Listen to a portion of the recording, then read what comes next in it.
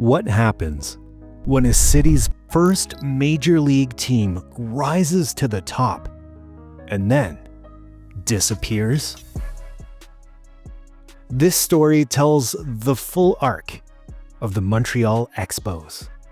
Their birth as Canada's first MLB franchise, their moments of glory, their fall, and the legacy they left behind. From the hopeful beginnings in 1969 to the heartbreak of 2004, this is a story of triumph, disappointment, and what might have been. A story that intertwines sport, identity, economics, and emotion. Stick around to learn not just what happened, but why the Expos mattered to fans, to a city, and to baseball history. How a team that never won a title became one of baseball's most unforgettable stories. In 1968, Major League Baseball was expanding. The National League looked north and awarded a franchise to Montreal, a move that made Canada a part of the baseball map.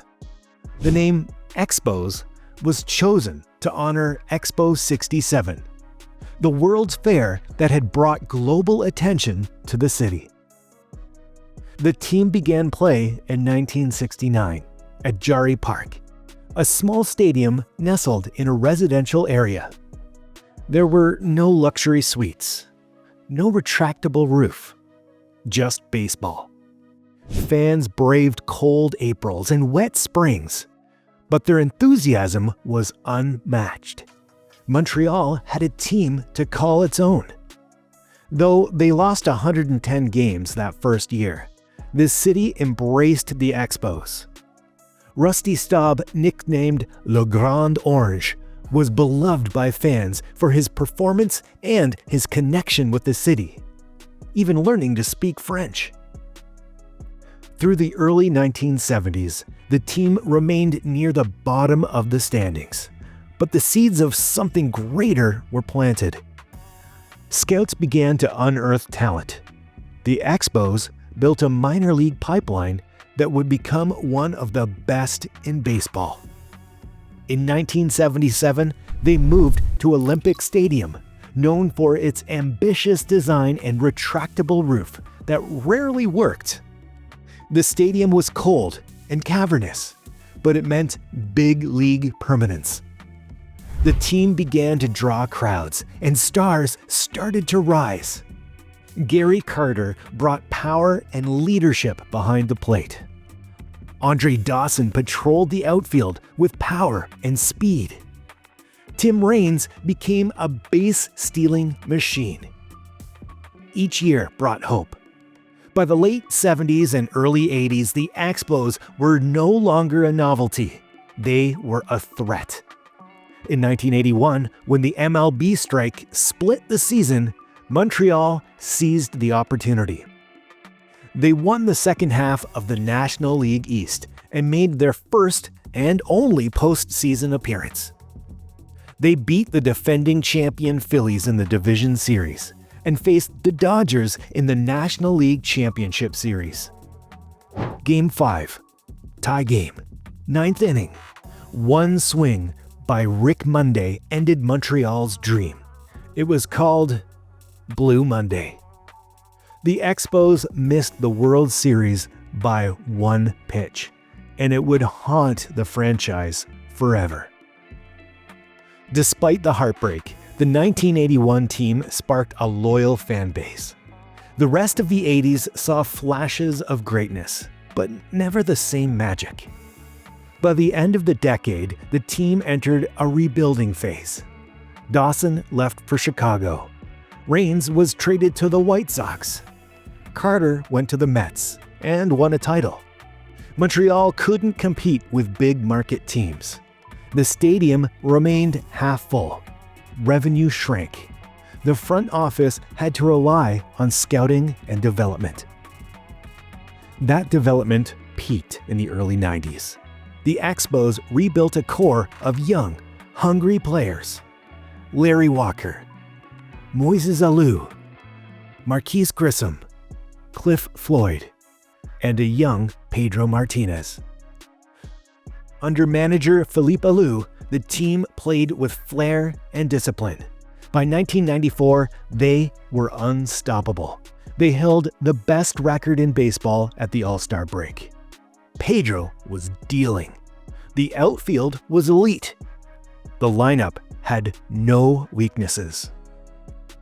Analysts predicted a World Series berth. Some said this was the best team in baseball.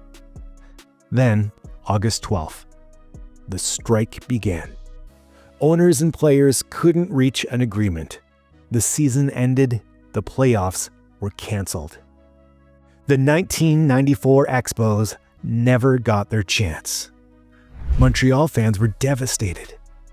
That unfinished season cast a shadow over everything that followed. Ownership responded by cutting payroll. Larry Walker left for Colorado. Pedro would be traded to Boston. The rest of the team slowly broke apart. Attendance dropped. The roof at Olympic Stadium leaked. The vibe felt more minor league than major. By the early 2000s, the Expos were playing games in San Juan, Puerto Rico, trying to stay afloat. In 2002, MLB took over the team. No owner wanted to keep it in Montreal. In 2004, the move became official. On September 29, 2004, the Expos played their final home game. The crowd chanted, cried, and clung to their jerseys. A chapter of baseball closed, not with a bang, but a quiet goodbye.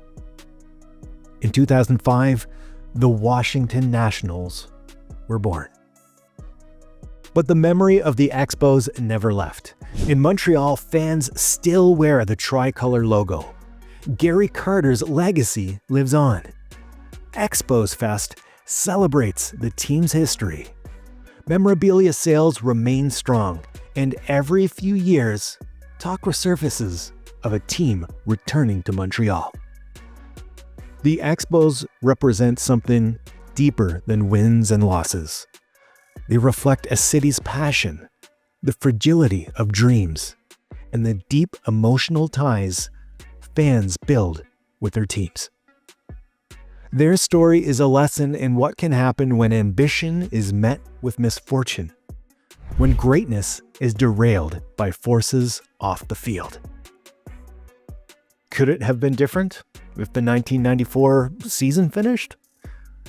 If a new stadium had been built? If better ownership came sooner?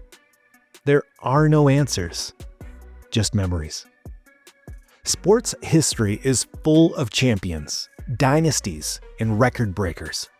But sometimes the stories we remember most are the ones left unfinished. The Montreal Expos came from nothing, flirted with greatness, and became legends in a way no championship could define.